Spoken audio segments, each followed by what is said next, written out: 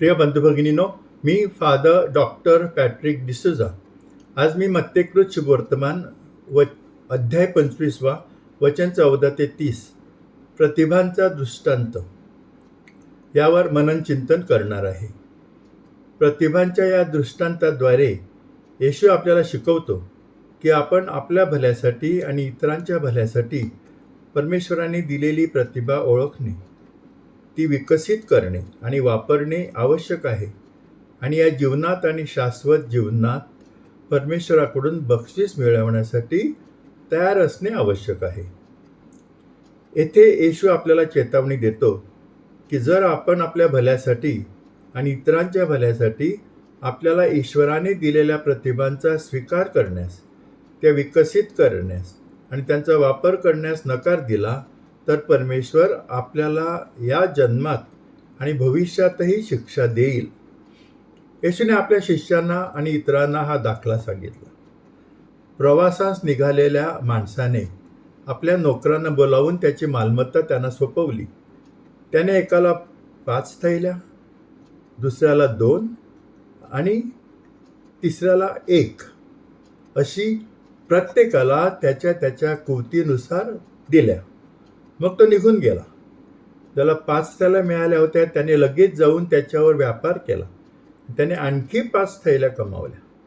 त्याचप्रमाणे ज्याच्याकडे 2 थैल्या होत्या त्याने आणखी 2 थैल्या कमावल्या.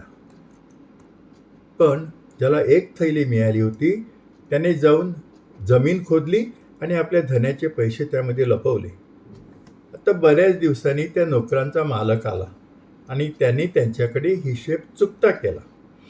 ज्याला 5 थैल्या मिळाल्या होत्या तो पुढे आला आणि आणखी 5 थैल्या घेऊन म्हणाला, मालक, तुम्ही मला 5 थैल्या दिल्या होत्या, येथे मी आणखी 5 थैल्या कमावल्या आहेत. त्याचा मालक त्याला म्हणाला, शाबास भल्या आणि विश्वासू नोकरा, तू थोड्या प्रमाणात विश्वासू आहेस, मी तुला खूप जास्त देईन, तुझ्या धनाच्या आनंदात सहभागी हो. ज्याच्याकडे 2 थैल्या होत्या तोही पुढे आला आणि म्हणाला, गुरुजी, तुम्ही मला 2 थैल्या दिल्या होत्या, येथे मी आणखी 2 थैल्या कमावल्या आहेत. त्याचा मालक त्याला म्हणाला, शाबास चांगल्या आणि विश्वासू नोकरा, तू थोड्या प्रमाणात विश्वासू राहिला, मी तुला खूप जास्त देईन, तुझ्या धनाच्या आनंदात सहभागी हो. प्रतिभेच्या या दृष्टांताच्या या पहिल्या भागामध्ये येशू आपल्याला पुढील मौल्यवान धडे शिकवतो. आपल्याजवळ असलेल्या सर्व कलागुण आणि क्षमता आपल्याला परमेश्वराने दिल्या आहेत आणि म्हणून आपण त्याचे कृतज्ञ असणे आवश्यक आहे. आपण हे समजून घेतले पाहिजे की आपल्याजवळ असलेल्या सर्व प्रतिभा, क्षमता आणि कला आपल्या स्वतःच्या निर्मितीच्या नाहीत, ते आपल्याला परमेश्वराने दिले आहेत. म्हणून आपण परमेश्वराचे कृतज्ञ असले पाहिजे आणि त्याचे सर्व वेळ आभार मानले पाहिजेत, त्याची स्तुती केली पाहिजे. परमेश्वराने आपल्याला दिलेल्या प्रतिभा आणि क्षमतांचा आपण कधीही गर्व बाळगू नये, कारण त्या आपल्याला त्याने दिलेल्या आहेत. त्या आपल्या घडवण्याच्या नाहीत, आपल्या चांगुलपणामुळे, पावित्र्यामुळे किंवा आपल्या योग्यतेमुळे नाही, तर परमेश्वराने आपल्याला त्या प्रतिभा आणि क्षमता बहाल केल्या आहेत. हे त्याच्या चांगल्या इच्छेने आहे. म्हणून आपण परमेश्वरासमोर किंवा लोकांसमोर आपली प्रतिभा आणि क्षमता यावर बढाई मारू नये. आपल्या प्रतिभा आणि क्षमतांबद्दल येथे जे सांगितले आहे ते आपली संपत्ती, आपली शक्ती, दर्जा, पद, आपल्या नोकऱ्या आणि जीवनातील सर्व चांगल्या गोष्टींनाही लागू होते, ज्या आपल्याला लाभलेल्या आहेत. त्यामुळे आपली संपत्ती, सत्ता, पद याविषयी समाजात आपला प्रभाव दाखवू नये. आपण आपली संपत्ती, शक्ती, पद आणि प्रभाव केवळ आपल्या किंवा आपल्या कुटुंबातील सदस्यांच्या भल्यासाठीच नव्हे, तर इतरांच्याही भल्यासाठी वापरल्या पाहिजेत. आपल्याजवळ जे आहे त्याचा अति अभिमान बाळगण्याऐवजी त्याने आपल्याला जे काही दिले आहे त्याबद्दल आपण नम्र आणि कृतज्ञ असणे आवश्यक आहे. आपण आपल्याला परमेश्वराने दिलेली प्रतिभा ओळखणे आवश्यक आहे. त्या प्रतिभांना त्यांच्या पूर्ण क्षमतेनुसार विकसित करणे आणि नंतर ते आपल्या स्वतःच्या फायद्यासाठी किंवा आपल्या कुटुंबातील सदस्यांच्या भल्यासाठी आणि आपल्या संपर्कात आलेल्या इतर सर्वांसाठी वापरणे आवश्यक आहे. जसजसे आपण मोठे होतो तसतसे हळूहळू आपल्याला जाणीव होते की आपल्याला काहीतरी प्रतिभा आणि क्षमतांचा आशीर्वाद आहे आणि प्रौढ व्यक्ती म्हणून आपली प्रतिभा काय आहे याची आपल्याला चांगली जाणीव आहे.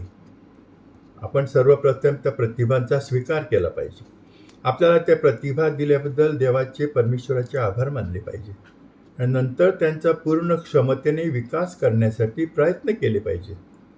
त्यानंतर आपण त्या कलागुणांचा आपल्या स्वतःच्या कल्याणासाठी, आपल्या कुटुंबातील सदस्यांच्या आणि आपल्या जवळच्या आणि प्रियजनांच्या कल्याणासाठी आणि मुख्यतः आपल्या सभोवतालच्या लोकांसाठी वापर केला पाहिजे. समाजाच्या उभारणीसाठी आणि लोकांसाठी जीवन जगण्यायोग्य बनवण्यासाठी आपण आपल्या कौशल्यांचा वापर केला पाहिजे. आपण जितके अधिक निस्वार्थीपणे सर्व लोकांच्या हितासाठी आपल्या प्रतिभांचा वापर करू, तितकेच आपण परमेश्वराने दिलेली प्रतिभा वापरण्यास अधिक सक्षम होऊ. कारण सराव क्षमता परिपूर्ण बनवते. आपली क्षमता, आपले सामर्थ्य, आपले ज्ञान आणि आपल्याजवळ जे काही आहे ते 100 पटीने वाढते जेव्हा आपण त्यांचा आपल्या सभोवतालच्या लोकांसाठी उपयोग करतो. दिल्याने आपल्याला मिळते आणि अधिक दिल्याने आपल्याला अधिक मिळते. जे स्वतःच्या, त्यांच्या कुटुंबातील सदस्यांच्या आणि इतरांच्या भल्यासाठी त्यांची प्रतिभा ओळखतात, विकसित करतात आणि त्यांचा वापर करतात, त्यांना केवळ या जीवनातच नव्हे तर ईश्वराच्या राज्यात देखील पुरस्कृत केले जाईल. जे लोक आपली प्रतिभा आणि त्यांची क्षमता समाजाच्या भल्यासाठी वापरतात, त्यांना या जगात आणि त्यांच्या मृत्यूनंतर परमेश्वराच्या राज्यात देखील पुरस्कृत केले जाईल. त्या मालकाने आपल्या विश्वासू सेवकाला जे सांगितले होते तेच येशू त्यांना सांगेल. शाबास भल्या आणि विश्वासू सेवका, तुम्ही मोठ्या प्रमाणात विश्वासू आहात. मी तुझी पुष्कळांवर नेमणूक करीन. तुझ्या धन्याच्या आनंदात सहभागी हो. मालकाचे शब्द तुमच्या मालकाच्या आनंदात सहभागी व्हा.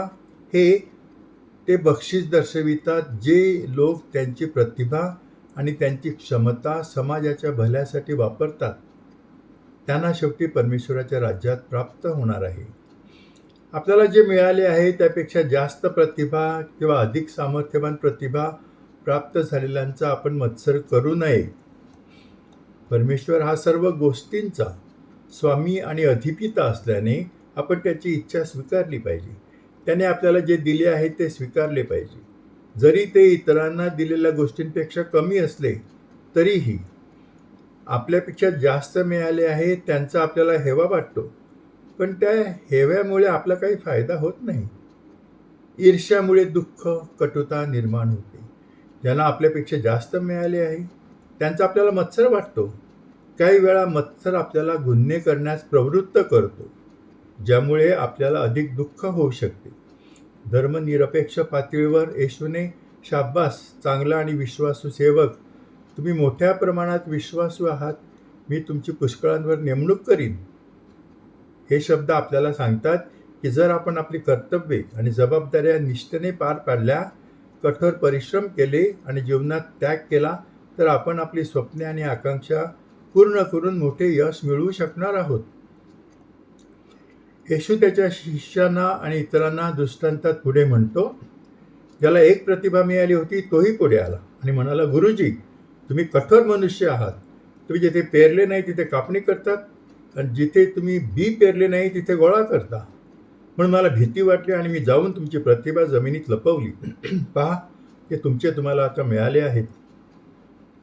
पण त्याच्या मालकाने त्याला उत्तर दिले, अरे दुष्ट आणि आळशी नोकरा, मी जिथे पेरले नाही तिथे कापणी करतो, जिथे मी पसरून ठेवले नाही तिथे गोळा करतो. तुला ठाऊक होते काय?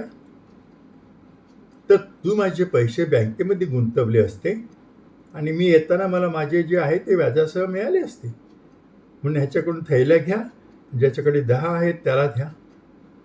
कारण ज्याच्याकडे आहे त्या प्रत्येकाला अधिक दिले जाईल, त्याच्याकडे विपुल होईल. पण ज्याच्याकडे नाही त्याच्याकडून जे आहे ते पण हिरावून घेतले जाईल. आणि या नालायक नोकराला बाहेरच्या अंधारात टाका, त्या ठिकाणी रडणे आणि दात खाणे चालू असेल. प्रतिभेच्या दृष्टांताच्या पहिल्या भागामध्ये आपल्या आधीच्या चिंतनात चिंतनात आपण येशूने आपल्याला शिकवलेल्या 3 मौल्यवान धड्यांबद्दल शिकलो आहोत. आता आपण आणखी दुसऱ्या धड्यांकडे आपले लक्ष वेधणार आहोत, जे प्रतिभेच्या दृष्टांताच्या या दुसऱ्या भागाद्वारे येशू आपल्याला शिकवू इच्छितो. परमेश्वराने आपल्याला दिलेली कोणती प्रतिभा आणि क्षमता यावर आपण समाधानी असणे आवश्यक आहे. परमेश्वराने जे इतरांना दिले आहे त्यापेक्षा आपल्याला कमी दिले आहे असे आपल्याला वाटत असल्यास आपण परमेश्वराविरुद्ध कुरकुर करू नये. परमेश्वराने आपल्याला दिलेल्या प्रतिभांवर आपण समाधानी असणे आवश्यक आहे. आपण परमेश्वराविरुद्ध कुरकुर करू नये, कारण तो सर्व गोष्टींचा प्रभू आहे. त्याला जे करायचे आहे ते करण्याचा त्याला पूर्ण अधिकार आहे. आपल्या ईश्वरावर कोणताही अधिकार नाही. आपण परमेश्वराला अटी घालू शकत नाही. या उलट आपण स्वतःला त्याचे स्वाधीन केले पाहिजे, आपल्यासाठी त्याची इच्छा स्वीकारली पाहिजे आणि त्याचे पालन केले पाहिजे. आपण आपल्या कलागुणांचे दफन करू नये. आपल्याला पुरेशी प्रतिमा दिली गेली नाही असे वाटल्यामुळे जर आपण आपल्याला परमेश्वराने दिलेल्या कलागुणांचा उपयोग केला नाही तर ते दफन करून राहतील आणि आपल्यासाठी आणि इतरांसाठी ते काही मूल्यवान ठरणार नाहीत. जे वापरले जात नाही ते गंजले जाते किंवा काही काळानंतर निरुपयोगी होते. आपल्याला परमेश्वराने दिलेल्या कलागुणांचा वापर न करणे आणि त्या पुरणे हा परमेश्वराचा अपमान आहे. जे लोक त्यांच्या कलागुणांना ओळखून घेत नाहीत, त्यांच्याकडे दुर्लक्ष करतात आणि त्यांचा विकास करण्याऐवजी आणि समाजाच्या भल्यासाठी त्यांचा वापर करण्याऐवजी वाया घालवतात, त्यांना या जगात आणि शेवटी देखील शिक्षा होईल. जे लोक त्यांच्या कलागुणांना मान्यता देत नाही, त्यांच्याकडे दुर्लक्ष करतात आणि त्यांचा विकास करण्याऐवजी आणि समाजाच्या भल्यासाठी त्यांचा वापर करण्याविषयी त्या वाया घालवतात, त्यांना या जगात आणि शेवटी देखील शिक्षा होईल. मालकाने त्याच्या अविश्वासू सेवकाबद्दल जे सांगितले होते तेच येशू त्यांना सांगेल.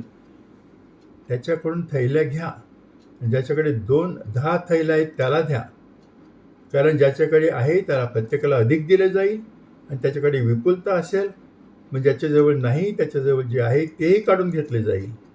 मालकाचे शब्द: नालायक सेवकाला बाहेरच्या अंधारात टाका, त्या ठिकाणी रडणे व दात खाणे चालू असेल.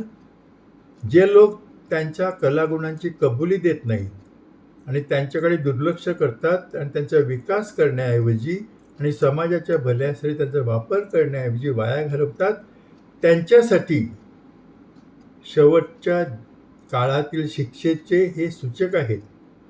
धर्मनिरपेक्ष स्तरावर येशूचे शब्द: निरुपयोगी सेवकाला बाहेरच्या अंधारात टाका, त्या ठिकाणी रडणे व दात खाणे चालेल, हे शब्द आपल्याला काय सांगतात की जर निष्काळजीपणामुळे आपण आपली कर्तव्ये आणि जबाबदाऱ्या चोखपणे पाळल्या नाहीत, आळशीपणामुळे आपल्या जीवनातल्या काही गोष्टी, आपल्या जबाबदाऱ्या हलक्यामध्ये घेतल्या आणि जीवनातील कठोर परिश्रम आणि त्यागापासून दूर जाण्याचा प्रयत्न केला, तर आपली स्वप्ने, आपल्या आकांक्षा आपण पुऱ्या करू शकणार नाही आणि जीवनात अपयशाचे धनी होऊ.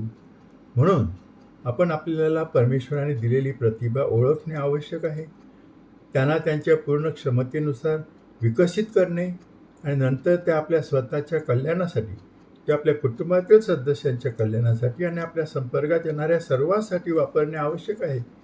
आणि परिणामी परमेश्वराने आपल्याला दिलेल्या प्रतिभांचा विकास करण्याऐवजी आणि त्यांचा समाजाच्या भल्यासाठी वापर करण्याऐवजी आपण त्या टाळणे, हे मात्र आपण ते वाया घालवणे हे आपण टाळले पाहिजे.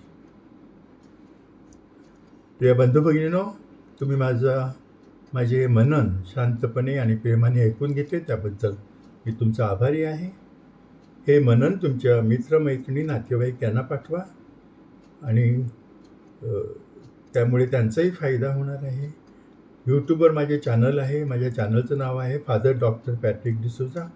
कृपया माझ्या चॅनलला पुरस्कृत करा आणि तुमच्या मित्रमैत्रिणींनाही सांगा की माझ्या चॅनलला त्यांनी पुरस्कृत करावं म्हणून. परमेश्वराचा आशीर्वाद आपल्यावर भरपूर असावा आणि तुमच्या सर्व इच्छा, आकांक्षा, स्वप्न परमेश्वराच्या इच्छेप्रमाणे पूर्ण व्हाव्यात, हीच माझी सदिच्छा आणि प्रभूचरणी प्रार्थना. आभारी.